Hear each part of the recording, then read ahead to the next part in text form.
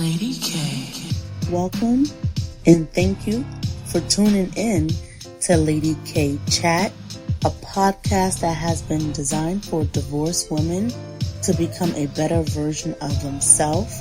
Various subjects will be speaked upon, such as relationship, personal development, health and wellness, wealth building, children, and so much more.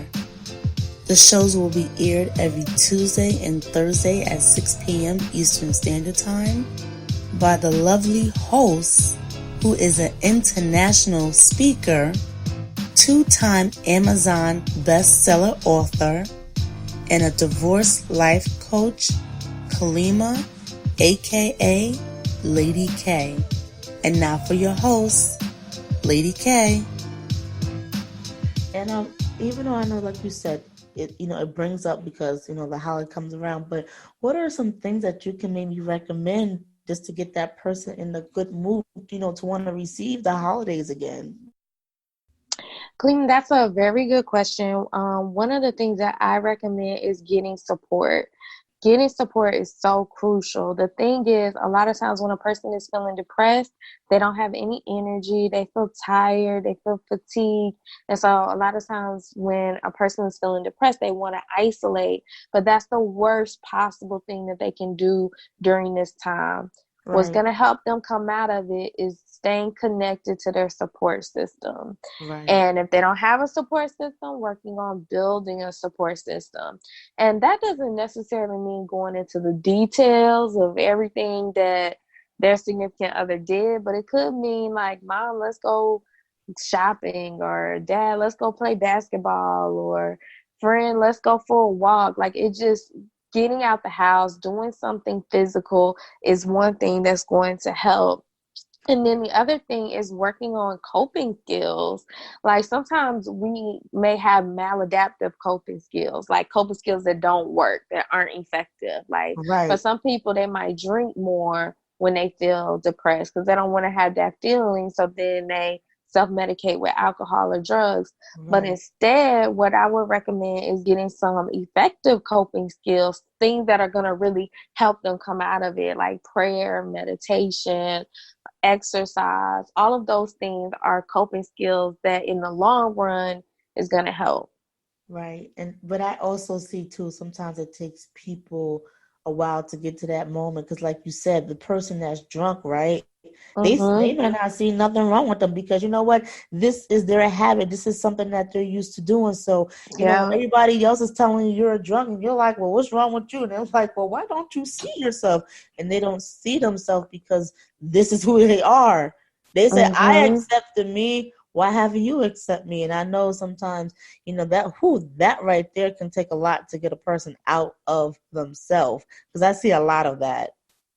Absolutely. Absolutely. That's why I'm glad that you are creating a space for us to have this type of dialogue, because I think it's so important. People are struggling and they may not even know that they're doing things that is going to cause long-term problems for them, or they may be doing things that they don't even know is not an effective coping skill. And so just you providing this space for us to talk about these things helps people get like insight and direction and support. The other thing I would recommend is counseling. It's something about having an objective third party, somebody that can help walk you through that thing, that just makes a huge difference.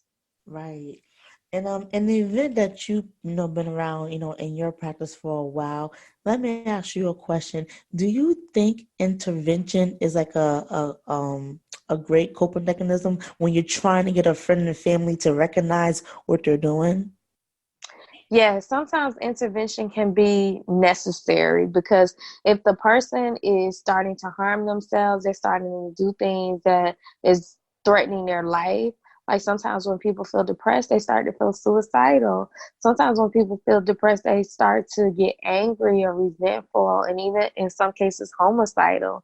And people start to self-medicate, like we talked about earlier. And so if intervention doesn't happen, then they can completely self-destruct. Wow. That sounds crazy. And if I have this correctly, because I know someone once told me this, is this possible, like when you go through certain traumatic experience, they said something about your brain chemicals can change. Is that true? Yes, when there's been a lot of science to support that depression is a chemical imbalance with the serotonin levels. And so when you're having a chemical imbalance, a lot of cases people might recommend medication as a way to give the person more energy to help them come out of the fog that they're in. And so I'm not a specialist in medication, but there are psychiatrists. I'm a psychologist, but Right, psychiatrists can speak more to that. But I definitely have seen people experience some of the benefits of getting treatment medication wise when they're experiencing a chemical imbalance. right. And you said something real key. You said something about medicine, but I also know, and I'm sure you probably know too, there are some people who like the natural way, and because Mm-hmm. it's on the rise, do you really think there are great benefits of CBD? I'm not really a specialist to be Okay, able to speak on it. I don't feel like qualified to be able to, like, I haven't seen, some of the research on right, the therapeutic benefits. So that's something I would have to, look more into to be able to speak um like intelligently about it. right. Um I know, like, when a person is depressed, they don't have that much energy. And so I would be curious to know, like, how does that impact their energy level? Mm, that is a good question. That's a good question. I think about these things because, like I said, right now, it's on the rise.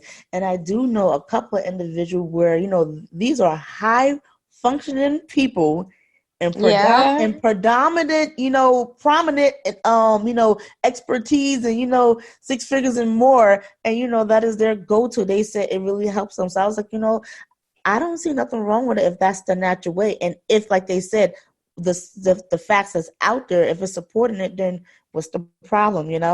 Everybody have Hmm. their own ways of coping. Yes, I mean, if I think the importance of is getting coping skills that are working well. Right, Making sure that the coping skills are in place that are effective, and and also being able to pivot. If it's something that isn't effective, being able to are open to trying new things that can be effective. right, right, You know what I'm saying? right. That it does make a lot of sense, it's like you said. But like I said before, sometimes people it take them a long time to realize their coping skill is not effective. I know a lot of people like that, and it's like, why don't you get it? But it's a learning experience. Nobody has a time limit on nobody. So I guess in that person's due time, they will come around, they will get it, and you hope it's not too late. Yeah, absolutely. I think the key is also making sure that people around them are holding them accountable and holding them to a higher standard, because they may not even know what they're doing. They may not even know that it's self-destructive. Right. Sometimes you get caught up in a pattern and you don't even realize it. Wow. Now it's like, what if the person is now knowledgeable of what they're doing, but they don't want to be held accountable? How does that work? I see that. I definitely see that at times. I used to work in a detox unit before I started my practice. I have a practice called Atlanta Couple Therapy. But before I started my practice, I worked in a detox unit. And sometimes people know what they're doing is harming them, but it could be an addiction. It could be like just kind of stuck in their ways. And unfortunately for those people, it's not until they experience some pain of their choices that Right, makes them like, oh man, I can't keep doing this, like a DUI, or something that makes them like right. shake them up to say, okay, enough is enough. Yeah. But like you said, those people got to hit rock bottom to see themselves. But that's like a Exactly. totally different world because sometimes they be on those heavy, heavy drugs. Mm-hmm. Yeah. Yep, exactly, exactly. And so that's when support oftentimes is needed. Like just operating off of willpower alone Okay. is not enough. A lot of times people need additional support, like a sponsor or a group that they're a part of, a counseling group or an accountability partner or individual therapy. A lot of times they need a team of people that's holding them accountable. Right, right. And what about this? Even like say like if someone is around you and they're trying to show you love and they know that you need the support, but that individual just keep, pushing you away, how would you encourage, the person that's trying to be there for the person that's going through the depression or the anxiety? The person that's going through anxiety and they're pushing people away, Right. what should they do? No, the person, like the opposite person that's trying to love them Oh, and support them, what encouragement can you give those people? Because think about it. mm-hmm, Like I said, this is the holidays, right? And I'm just creating a scenario. There can be a mom, and the mom could be divorced from the dad, and the dad is coming, to Christmas too. And the daughter really wants both of her parents there, but the parents can't stand one another, and you're trying to, make that one feel comfortable, but it's like you just want your mom and your dad. It's like they just won't oblige to what you're looking for because you're trying to love them, but they still hate each other and they can't be around each other. yeah, I mean that's definitely something I can relate to. Just seeing a lot of divorce in my family, and seeing how a couple can go from loving each other to a place of distance and even in some cases resentment and bitterness that it can affect a whole family unit. But one of the things that I would recommend is everybody has somebody that they listen to.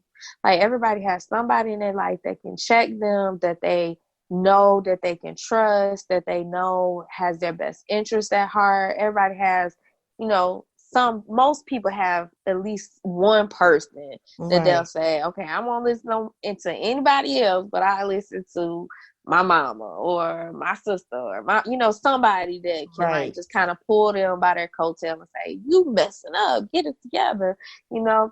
And so I would say that for in this case the daughter should talk to that person, like talk Mm, to, if it's their mom, talk to grandma and just say, grandma, right. I just really want to have peace during these holidays. If you could just help support me and talking to mom or talking to dad about this. And then the other thing I would say is not so much focusing in on what they want, but focusing on the impact of the choices that their parents are making. So, mom, when you and dad start fighting, it just makes it really stressful for me. And I start to get anxious. And it makes it hard for me to, be able to stay present and be around you guys because I don't know what to do.